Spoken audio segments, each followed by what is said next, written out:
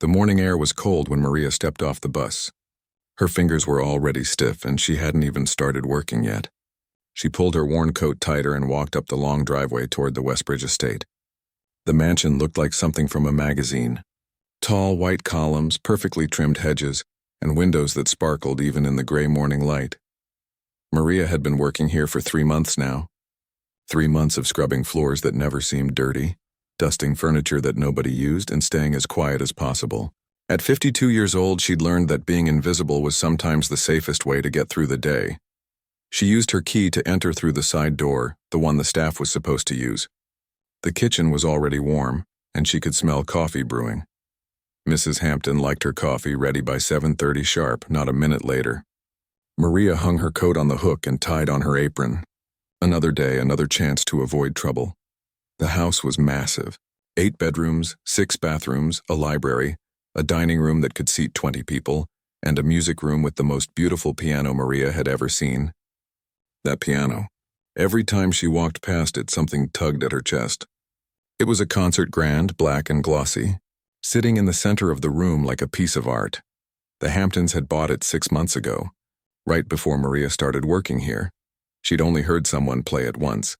Mrs. Hampton's daughter, Victoria, had sat down and banged out a simple tune, complaining the whole time about how hard piano lessons were when she was young. The sound had made Maria wince. An instrument like that deserved better. But it wasn't her place to think about such things. She was here to clean, nothing more. Maria. Mrs. Hampton's voice cut through the quiet house like a knife. The bathroom upstairs is a disaster. I need it spotless before noon. We have people coming over. Yes, ma'am, Maria called back softly. She grabbed her cleaning supplies and headed upstairs. Mrs. Hampton always had people coming over. Lunch parties, book clubs, charity meetings. The woman seemed to collect social events like some people collected stamps.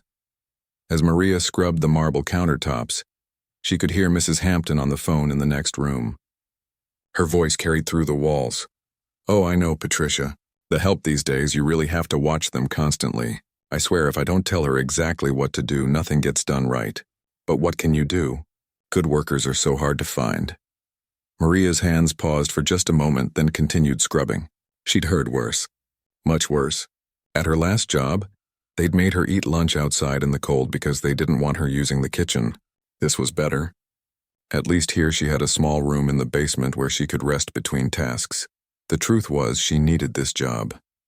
The pay wasn't great, but it was steady.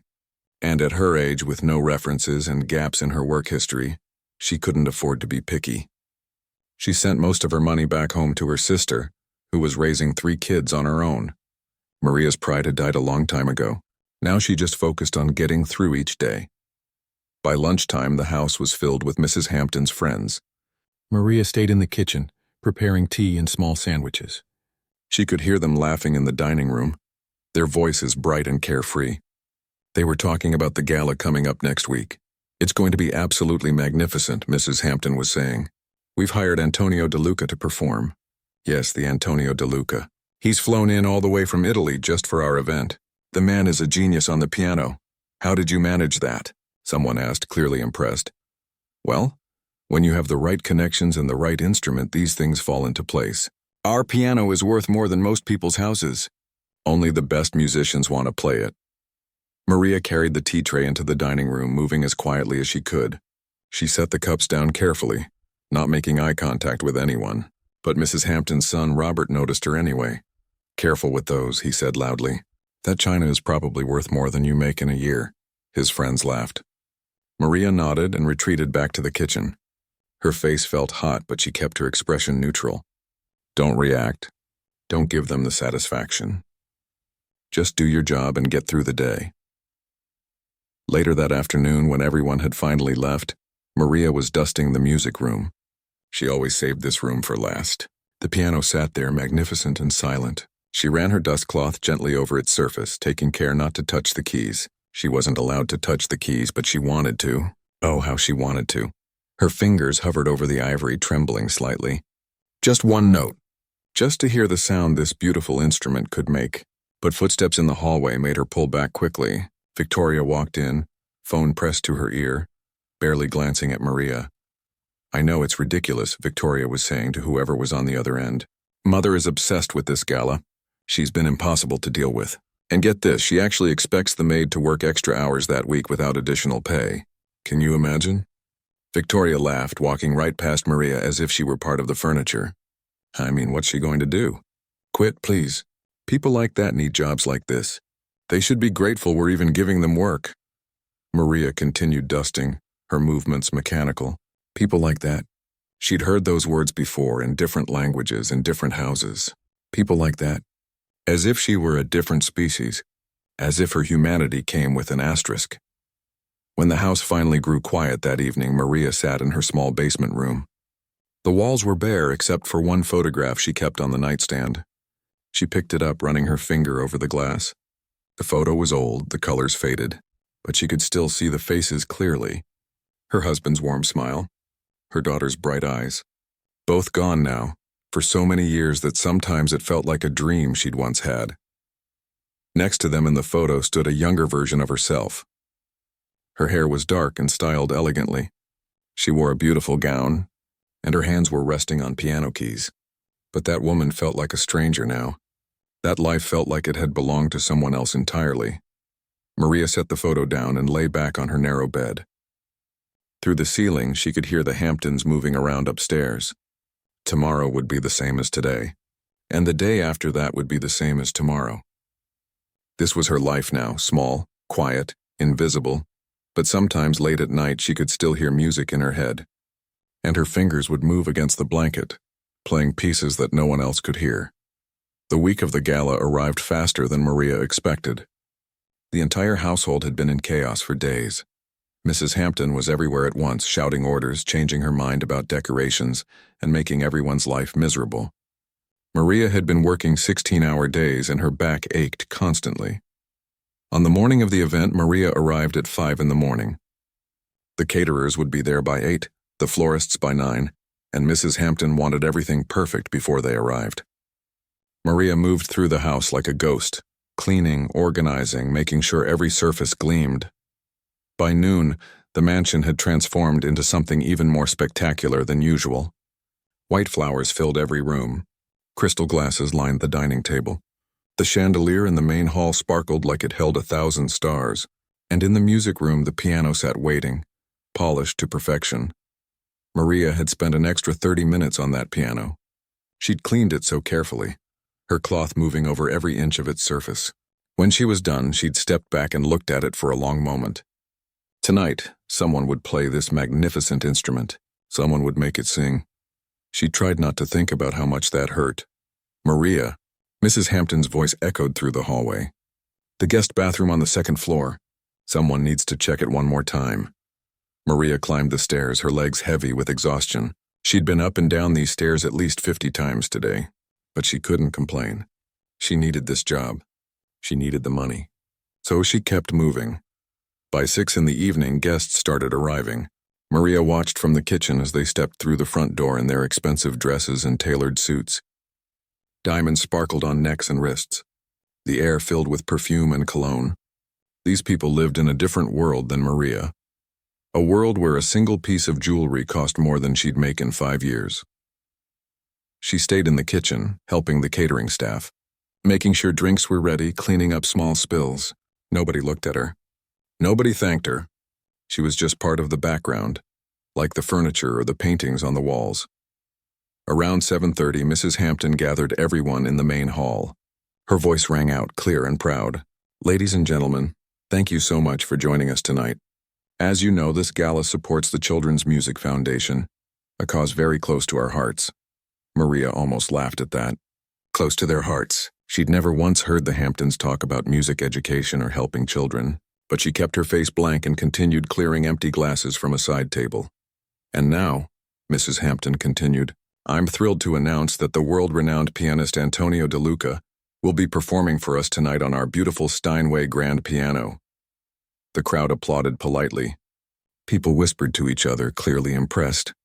Antonio De Luca was famous, apparently. Maria had heard his name mentioned dozens of times over the past week. Mrs. Hampton had been bragging about him to anyone who would listen.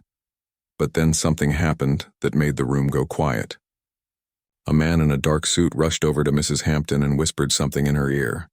Maria watched as Mrs. Hampton's face went from confident to confused to absolutely horrified in the span of about 3 seconds. "What?" Mrs. Hampton's voice was sharp. "What do you mean he's not coming?" The room erupted in whispers. The man in the suit looked uncomfortable. "There was an accident, ma'am. Mr. DeLuca's car was hit on the way here.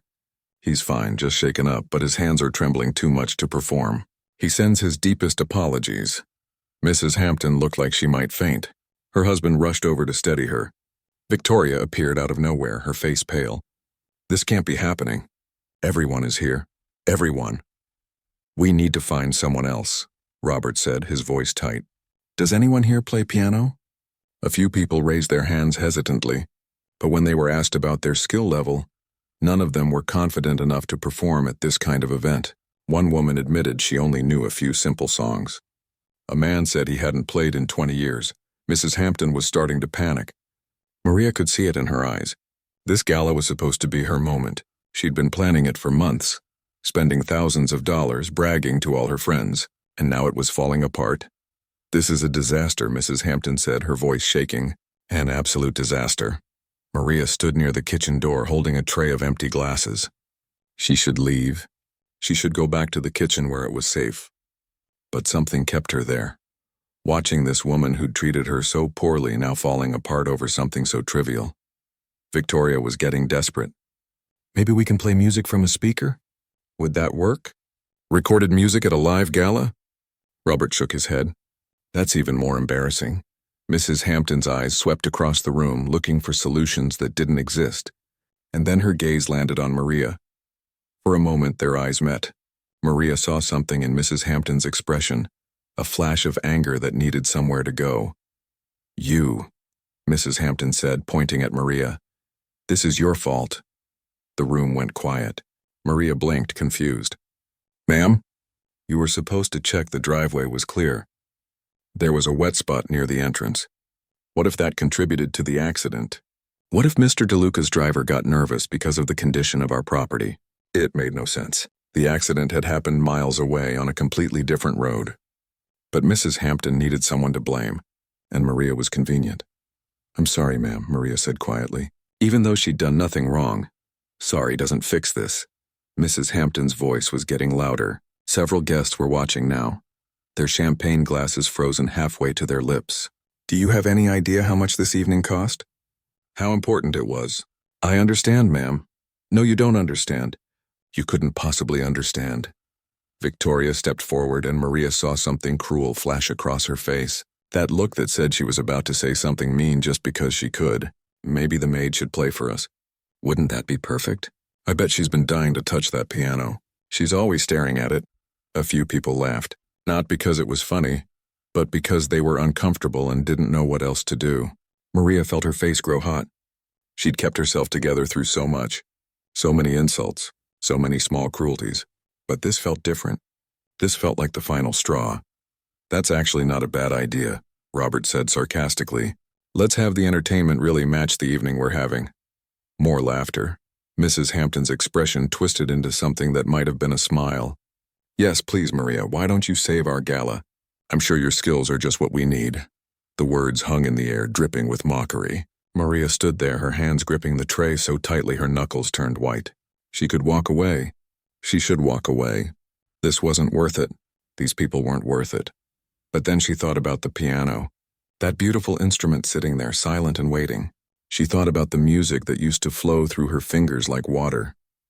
She thought about who she used to be before the grief, before the hiding, before she convinced herself she was better off invisible. Maria set down the tray. The sound of glass against the marble table seemed impossibly loud. Everyone was watching her now. Some with curiosity, some with pity, most with amusement, waiting for the show to get even more entertaining. "I can play," Maria said. Her voice was soft but steady. The laughter got louder. Victoria actually snorted. "Oh, this is too much. The maid is serious." "Please," Mrs. Hampton said, waving her hand dismissively. "Don't embarrass yourself more than necessary." But Maria was already walking toward the music room. Her legs felt strange, like they belonged to someone else. Her heart was pounding so hard she could hear it in her ears. Behind her, she could hear people following, their voices full of anticipation for what they thought would be a humiliating disaster. She stood in front of the piano. The same piano she'd dusted and polished and dreamed about. Her hands were shaking as she sat down on the bench. The room filled with people, all of them watching, waiting for her to fail. Maria placed her hands on the keys, and for the first time in 30 years, she let herself remember who she really was. Maria's fingers rested on the piano keys. They felt cool against her skin, familiar in a way that made her chest ache. The room behind her buzzed with whispers and barely contained laughter. She could feel their eyes on her back, waiting for the joke to reach its punchline. "This should be good," someone muttered. A few people giggled. Mrs. Hampton stood near the doorway, her arms crossed, her face a mixture of anger and twisted satisfaction. She thought this would be the final humiliation. The maid trying to play piano in front of all these important people. It would be something to talk about for years. Maria closed her eyes. Her hands were still rough from years of cleaning. There were cuts on her fingers from scrubbing, calluses from carrying heavy buckets. These weren't the hands of a pianist anymore. Or were they? She thought about the last time she'd played. Paris, 32 years ago. She'd been on stage at the Salle Pleyel, one of the most beautiful concert halls in the world. The orchestra had been behind her, waiting for her cue. The audience had been silent, expectant. And then her hands had touched the keys, and everything had fallen apart. Because all she could think about was the phone call she'd received 3 days earlier. The phone call that told her she had no family anymore. That the two people she loved most in the world were gone. That she was alone. She'd tried to play through the pain that night in Paris. She'd made it through the first movement. But during the second, her hands had simply stopped. She'd sat there, frozen, while the orchestra continued without her. And then she'd stood up and walked off the stage, leaving behind everything she'd ever been. But that was 32 years ago. This was now, and these people, these cruel small people who'd spent months treating her like she was nothing, they were about to learn something. Maria's fingers pressed down. The first note rang out, clear and pure. Then another, and another. She began to play Rachmaninoff's Piano Concerto No. 2, one of the most difficult pieces ever written. Her hands moved across the keys, slowly at first, then faster. The laughter behind her died immediately. The music poured out of the piano like water breaking through a dam. Her fingers flew across the keys, hitting notes that required years of training, precision that couldn't be faked. The left hand carried the deep, rolling bass line while the right hand danced through the melody, each note crystal clear. Someone gasped. Maria didn't hear it. She was somewhere else now, lost in the music she'd kept buried for so long. Her whole body moved with the piece, swaying slightly, her fingers knowing exactly where to go even after all these years. It was like the piano had been waiting for her, and she'd been waiting for it. The room was completely silent except for the music. No one was laughing now. No one was whispering. They stood frozen, their champagne glasses forgotten, their mouths slightly open. Victoria's smug smile had vanished. She stood near her mother, her face pale, her eyes wide with shock. Robert had taken a step closer, as if he needed to confirm what he was seeing was real. And Mrs. Hampton looked like she'd been slapped. The music built and built, growing more intense, more powerful. Maria's fingers moved so fast they were almost a blur. This wasn't just someone who could play piano. This was someone who'd lived piano, who'd breathed it, who'd spent thousands of hours mastering every impossible technique. The technical skill was breathtaking, but it was more than that. There was emotion in every note. Pain and joy and loss and hope all mixed together. The kind of feeling you couldn't teach, couldn't fake. The kind of feeling that came from living through things that broke you and somehow finding a way to put the pieces back together. Some people in the crowd had tears running down their faces. They didn't even realize they were crying. The music had reached inside them and grabbed hold of something they'd forgotten was there. Maria moved into the final section, the part where most pianists struggled. Her hands crossed over each other, hitting impossible. Combinations of notes, creating sounds that seemed to come from multiple instruments at once. The piano sang under her fingers, alive in a way it had never been since the Hamptons bought it. And then, after what felt like both an eternity and a single moment, she played the final notes. Her hands lifted from the keys. The last sounds faded into silence. Nobody moved. Nobody breathed. The silence stretched out, thick and heavy. Maria sat very still, her hands resting in her lap, her eyes still closed. She'd forgotten what this felt like. The emptiness that came after the music stopped. Like waking up from a beautiful dream. Then someone started clapping. Just one person at first, then another, and then the entire room erupted in applause that was almost deafening. People were shouting, cheering, some still crying. It wasn't polite appreciation. It was shock and awe and disbelief all rolled into one. Maria opened her eyes and stood up slowly. She turned to face the crowd. All these people who'd looked through her like she was invisible were now staring at her like they'd never seen her before, because they hadn't. They'd never actually looked. An elderly man pushed through the crowd. He was probably in his 70s with white hair and a distinguished look. His face was wet with tears and his hands were shaking. "Maria Estrada," he said, his voice cracking. "Is it really you?" Maria looked at him, really looked at him, and then she recognized him. "Professor Chen," she whispered. "My God," he said, reaching out to grab her hands. "My God, I thought you were dead. We all thought you were dead." The room erupted in confused whispers. Mrs. Hampton stepped forward, her face a mask of confusion. "What are you talking about? Who is Maria Estrada?" Professor Chen turned to face the crowd, still holding Maria's hands. Maria Estrada was one of the greatest pianists of her generation. She won the International Tchaikovsky competition when she was 23. She performed with every major orchestra in the world. I saw her play in Vienna, in London, at Carnegie Hall. She was called La Reina, the Queen of Piano. "That's impossible," Victoria said. Her voice was small. "She's our maid." "She's a legend," Professor Chen said firmly. 30 years ago, she walked away from a performance in Paris and disappeared completely. No one knew what happened to her. There were rumors she'd died, that she'd lost her mind, that she'd been in some kind of accident. The classical music world mourned her loss. He looked back at Maria, his eyes full of wonder and sadness. "Where have you been?" Maria's throat felt tight. All these faces, all these people waiting for her to explain. How could she explain 30 years in a few words? How could she tell them about the grief that had swallowed her whole? About the way music had become impossible because every note reminded her of what she'd lost? "I've been here," she said finally. "I've been cleaning houses and trying to forget." "Forget what?" someone in the crowd asked. Maria took a breath. "My husband and daughter were killed in a car accident. I got the news 3 days before that Paris performance. I tried to play through it. I thought music would save me like it always had. But it didn't. It made everything worse. Every beautiful sound felt like a lie. So I stopped. I walked away and I didn't look back. The room was so quiet you could hear the clock ticking in the hallway. Mrs. Hampton's face had gone from red to white. She looked like she might be sick. Robert had his hand over his mouth. Victoria was staring at the floor. "I took simple jobs," Maria continued. "Jobs that required nothing of my heart. Jobs where I could be invisible. Because that felt safer than being seen, safer than being who I used to be." She looked directly at Mrs. Hampton. "I let you treat me the way you did because I thought I deserved it. I thought I deserved to be nothing because I'd abandoned the gift I was given." "I didn't know," Mrs. Hampton whispered. "I had no idea." "You never asked," Maria said simply. "None of you did. You saw a maid and that's all I was to you. It never occurred to you that I might have a story, that I might have been something before I came here." Professor Chen squeezed her hands gently. "Will you play again? The world needs to hear you." Maria looked at the piano, that beautiful instrument that had called to her every day for 3 months. "I don't know," she said honestly. "I don't know who I am anymore." "You're Maria Estrada," Professor Chen said.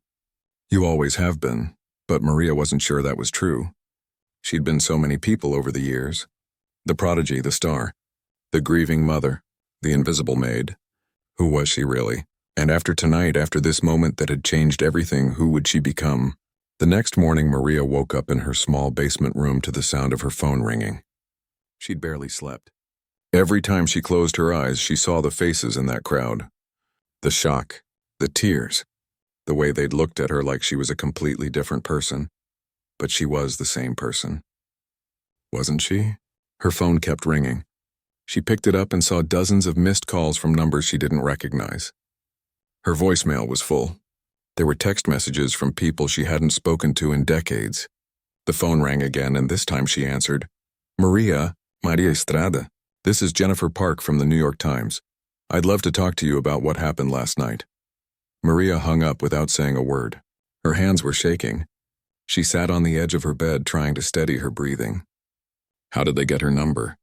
How did they even know where to find her? Then she remembered. Someone at the gala must have recorded her playing. Of course they did. Everyone had phones.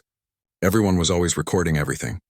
She grabbed her phone again and opened a search engine. She typed in her name. The results made her feel dizzy. Her performance from last night was everywhere. Someone had uploaded it to social media, and it had spread like wildfire. Millions of views, thousands of comments, news articles with headlines like "Missing Piano Legend Found Working as a Maid" and "The Performance That Made Everyone Cry." There was a knock on her door. Maria jumped. "Yes?" "It's me," Mrs. Hampton's voice. But it sounded different, smaller. "May I come in?" Maria opened the door. Mrs. Hampton stood there in her silk robe, her hair not yet styled, her face bare of makeup. She looked older without all the armor she usually wore. And she looked uncomfortable, like she'd never been down to this part of the house before. "I wanted to apologize," Mrs. Hampton said. She wouldn't meet Maria's eyes. "For everything. For the way I treated you, the things I said, the way I made you feel." Maria waited. She didn't help fill the silence. "I had no idea who you were," Mrs. Hampton continued. "Not that it should matter. You didn't deserve to be treated that way regardless of who you were." She finally looked up. "I'm sorry." "Okay," Maria said simply. "Is that all?" "Just okay?" "What do you want me to say?" Maria asked. "That it's fine? That it didn't hurt?" "It did hurt. Every single day. But you're sorry now because you found out I used to be someone important. Would you be sorry if I was just a maid? Just a regular person with no famous past?" Mrs. Hampton opened her mouth, then closed it. She had no answer. "That's what I thought," Maria said. She wasn't angry. She was just tired. "I appreciate the apology, Mrs. Hampton, but I think it's time for me to leave this house." "You're quitting?" "Yes, I'll pack my things today." Mrs. Hampton nodded slowly. "I understand. For what it's worth, I hope you find what you're looking for." She turned to leave, then paused. "That performance last night, it was the most beautiful thing I've ever heard. Thank you for sharing that with us, even if we didn't deserve it." After she left, Maria sat back down on her bed. Her phone rang again, and again. She turned it off. She needed quiet. She needed to think. Over the next few days, the story exploded. Maria's face was everywhere. News crews showed up at the Westbridge estate, trying to get interviews. The Hamptons released a statement apologizing for their treatment of Maria and announcing a large donation to music education programs. It didn't help their reputation. People on the internet had decided they were villains and the court of public opinion was harsh. But Maria wasn't paying attention to any of that. She'd found a small apartment across town and moved her few belongings there. It was quiet. Nobody knew where she was. She could finally breathe. Professor Chen visited her on the third day. She'd given him her new address because he was one of the few people she trusted. He brought Chinese food and sat with her at her tiny kitchen table. "The offers are pouring in," he said gently.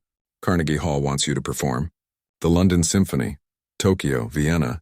Everyone wants Maria Estrada back." "I don't know if Maria Estrada exists anymore," she said.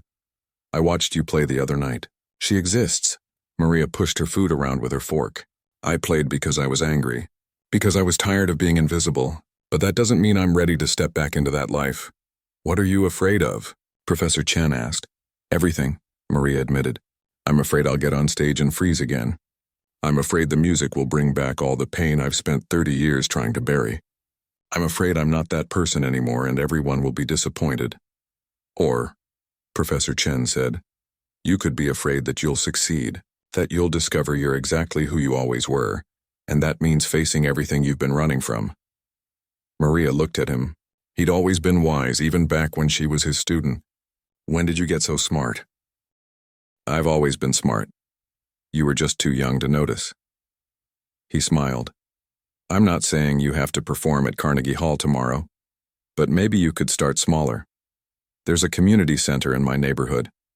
They run a music program for kids who can't afford lessons. They could use a teacher, someone who understands what music really means.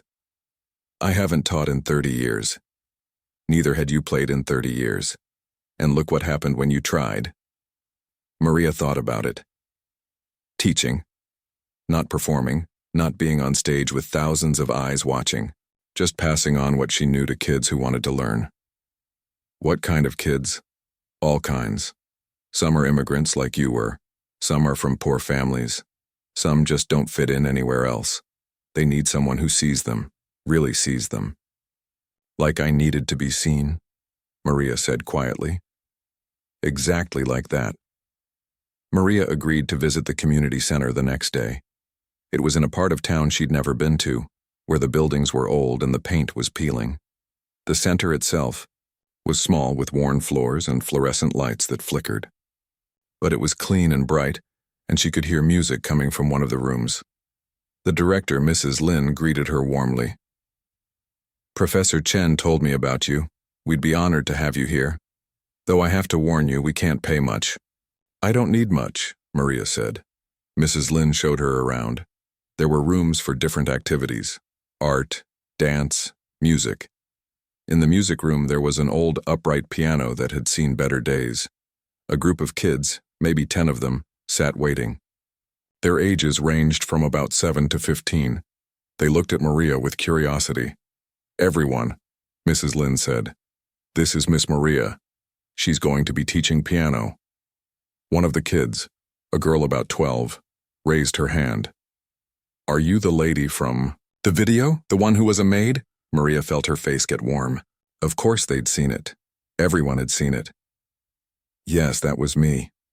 That was so cool, the girl said.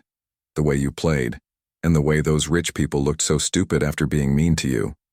Some of the other kids laughed. Maria found herself smiling. It wasn't about making them look stupid. It was about remembering who I was. Who were you? A small boy asked. Maria sat down at the old piano. The bench wobbled slightly. She played a few notes. The piano was out of tune, but it still made music. I was someone who forgot that your worth doesn't come from how other people see you. It comes from in here. She touched her chest. And I'm trying to remember that. Will you teach us to play like you? Another girl asked. I'll teach you to play like yourselves, Maria said. Everyone's music is different. We just have to find yours. She started that day. Simple lessons, hand positions, basic scales. But she also told them stories. About the places music had taken her. About the joy and the pain and everything in between. She didn't hide her past or pretend to be someone she wasn't. And slowly, something inside her started to heal. Not completely. Maybe never completely. But enough to let the light back in. By the end of the first week, word had spread. More kids wanted to join. Parents came by to thank her. Some of them recognized her from the news. Others just saw a teacher who cared. Maria found herself looking forward to each day, to seeing the kids' faces when they learned something new, to hearing their laughter echo through the old building. Professor Chen was right. This was where she needed to be. Not on a grand stage. Not yet, anyway. But here, in this small room with these kids who needed someone to see them the way she'd needed to be seen. One evening, as she was leaving the center, her phone rang. It was a number she didn't recognize, but something made her answer. Miss Estrada, this is Thomas Berg. I'm the director at Carnegie Hall. Maria stood outside the community center, her phone pressed to her ear. The director of Carnegie Hall was, on the other end, offering her something she'd never thought she'd have again. A chance to return to the stage where she'd once been a star. We'd like to offer you a full concert, Thomas Berg was saying. We can schedule it for 3 months from now. That gives you time to prepare. Miss Estrada, this would be one of the most anticipated performances in classical music history. Your return after 30 years. Maria watched through the window as one of her students, Little Wei, practiced scales on the old piano. His tongue stuck out slightly as he concentrated. He'd told her last week that his parents worked in a restaurant and couldn't afford a piano at home. But he came to every single lesson, always early, always ready. Mr. Berg, Maria said slowly. Can I think about it? There was a pause. Of course, but I should mention, this opportunity may not come again. The classical music world moves on quickly. I understand. Give me 1 week. After she hung up, Maria sat on the steps of the community center. The sun was setting, painting the sky in shades of orange and pink. 3 months ago, she'd been invisible. Now everyone wanted a piece of her. But what did she want? That night, Maria couldn't sleep. She kept thinking about the stage at Carnegie Hall. The lights, the audience, the weight of expectations. But she also thought about Wei and all the other kids who came to her classes, kids who reminded her why music mattered in the first place. The next day, she talked to Professor Chen about it. They sat in a small cafe, steam rising from their coffee cups. "You're afraid?" he said. It wasn't a question. "Of course I'm afraid. What if I fail? What if I get up there and can't do it?" "Then you fail. The world won't end." He stirred his coffee thoughtfully. "But I think you're more afraid of succeeding, of proving that you're still her. Still Maria Estrada. Maybe I don't want to be her anymore. Maybe I like who I am now.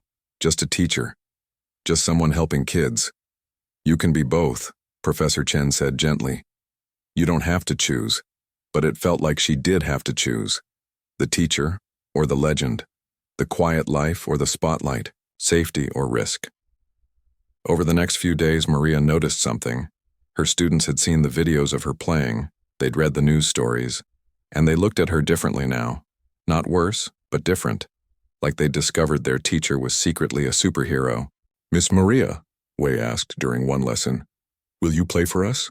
Like you did at that fancy party?" The other kids nodded eagerly. "Please?" Maria looked at their faces, young and hopeful and completely sincere. These kids didn't want her to be perfect. They just wanted to hear the music that lived inside her. So she sat down at the out-of-tune piano and played for them. Not Rachmaninoff this time. Something simpler. A piece by Chopin that she'd always loved. When she finished, the kids clapped and cheered. But Wei raised his hand, his face serious. "Miss Maria, why did you stop playing for so long? If I could play like that, I'd never stop." Maria thought about how to answer. These kids deserve the truth. "I stopped because music hurt too much. It reminded me of people I loved who weren't here anymore, so I ran away from it." "But you came back," a girl named Sophia said. "Yes, I came back." "Why?" we asked. Maria smiled. "Because I realized that running away from pain doesn't make it go away. It just makes you smaller. And because music isn't just about the people we lost. It's about the people we still have. People like you." That conversation stayed with Maria. That night, she made her decision. She called Thomas Berg back. "I'll do the concert," she said, "but I have some conditions. Name them. I want half the tickets to be free, for people who couldn't normally afford Carnegie Hall. Students, workers, immigrants. People like the person I used to be and the person I became. That's unusual, but I think we can arrange it. And I want to dedicate the performance to my students at the Riverside Community Center, with all proceeds going to their music program." Thomas Berg was quiet for a moment. "Miss Estrada, that's a lot of money to give away. I don't need money. I need purpose. Do we have a deal?" "We have a deal." The next 3 months were the hardest and most beautiful of Maria's life. She practiced every day, her fingers remembering things her mind had forgotten. But she also kept teaching her classes. The kids became her anchor, reminding her why any of this mattered. The story of her comeback spread. News outlets covered her preparation. People shared stories about times they'd been invisible, times they'd been underestimated. Maria's story had touched something deeper than just music. It had reminded people that everyone has value, regardless of their job or their past. The Hamptons tried to reach out several times. Mrs. Hampton sent flowers with notes of apology. Victoria wrote a long letter explaining how ashamed she felt. Robert donated money to the community center. Maria accepted their apologies but kept her distance. Some bridges once burned weren't meant to be rebuilt. The night of the concert arrived. Maria stood backstage at Carnegie Hall wearing a simple black dress. Her hands were shaking. She could hear the audience filling the seats. Thousands of people. She peeked through the curtain and saw something that made her eyes water. The front rows were filled with her students from the community center. Wei was there in a borrowed suit that was too big for him. Sophia wore a dress that looked like it had been carefully ironed. Mrs. Lin sat with them, beaming with pride. Behind them were working people in their everyday clothes, sitting next to wealthy patrons in designer outfits. Everyone equal in this moment. Professor Chen found her backstage. "How are you feeling?" Terrified, ready, both at the same time. "That sounds about right." He squeezed her shoulder. "Whatever happens out there, you've already won. You found yourself again. Everything else is just music." The lights dimmed. Maria walked onto the stage. The applause was thunderous. She sat at the piano, the same kind of beautiful instrument that had been gathering dust in the Hampton house while she'd scrubbed their floors. But this time she was here by choice. Here because she'd chosen to stop hiding. She looked out at the audience, at Wei's eager face, at all the people who'd come to hear her story told through music. She thought about her husband and daughter, gone for so long but never forgotten. She thought about the 30 years she'd spent invisible. And she thought about the future. Uncertain, but finally hers. Maria placed her hands on the keys and began to play. The music that poured out wasn't just technically perfect. It was alive with everything she'd lived through. The joy and the grief. The shame and the triumph. The years of silence and this moment of sound. She played like someone who'd been holding their breath for 3 decades and finally remembered how to breathe. She played for the maid she'd been, for the legend she'd once been, for the teacher she'd become, for every person who'd ever felt invisible or forgotten or less than. She played for second chances and new beginnings. When the final note faded, there was a moment of perfect silence. Then the audience rose to their feet. The applause was like thunder. People were crying, cheering, shouting her name. But Maria's eyes found her students. Wei was standing on his chair, clapping so hard his hands must have hurt. Sophia was wiping tears from her face. Mrs. Lin was nodding as if to say, "Yes, this is who you are." After the performance, reporters surrounded her. They asked about her comeback, about the Hamptons, about her plans, but Maria's answer was simple. "I'm a piano teacher who sometimes performs, not the other way around. My students taught me something important, that your value doesn't come from applause or recognition. It comes from showing up every day and doing the work that matters to you. For me, that's teaching kids who need to know they're seen." Someone in the press crowd called out, "What would you say to the people who treated you poorly, the families who looked down on you?" Maria thought about it. "I'd say thank you, because they taught me something too. They taught me that dignity isn't something someone can give you or take away. It's something you carry inside yourself." And I'd tell them to look at the people around them, really look. Because everyone has a story. Everyone matters. The person cleaning your house, serving your food, parking your car. They're all living full, complex, beautiful lives. And if you can't see that, you're the one who's invisible, not them. Months later, Maria was back at the community center. She still taught there every day. She performed occasionally now, at venues around the world, always donating proceeds to music education. But her true home was that small room with the out-of-tune piano and the kids who reminded her why music existed. Wei had gotten much better. He could play simple songs now, his fingers moving across the keys with growing confidence. One day after class he asked, "Miss Maria, do you think I could be like you someday?" Maria knelt down to his level. "Wait, you're already like me. You show up. You practice. You care about the music. That's all it takes. Whether you play at Carnegie Hall or in your living room, that's up to you. But either way, you're already a musician. Don't let anyone tell you different." As she watched him leave, running to meet his parents, Maria felt something she hadn't felt in 30 years. Peace. Not happiness exactly, but something deeper. The knowledge that she was exactly where she needed to be, doing exactly what she was meant to do. She'd been called many things in her life. A prodigy, a legend, a maid, invisible. But now she knew the truth. She was simply Maria, a woman who played piano, a woman who taught children, a woman who'd learned that the most important audience wasn't in a concert hall. It was in the mirror every morning asking if she was being true to herself. And finally, after all these years, the answer was yes.